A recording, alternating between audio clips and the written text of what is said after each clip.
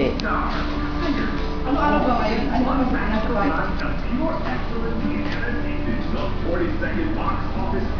Dapat ikaw nagbibideo kasi magaling ka mag-video eh. Ay,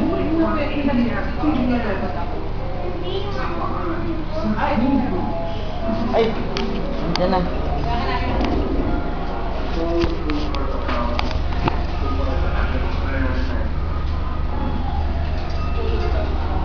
Hello, Mark.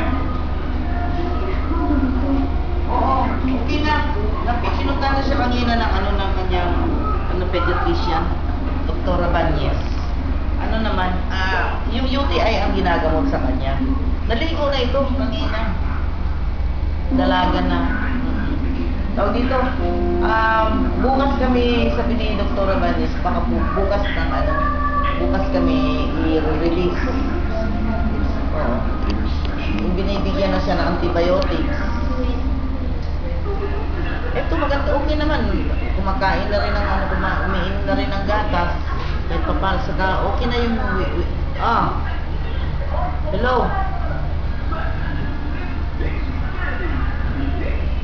Hindi na ngayon platelet kasi tawag dito, wala na rin siyang lagnat eh. Yun nga, yung nasa UTI siya, 10 to 20 ang pastel niya. Tapos 10 to 20 ang pastel niya, yung nana. Tapos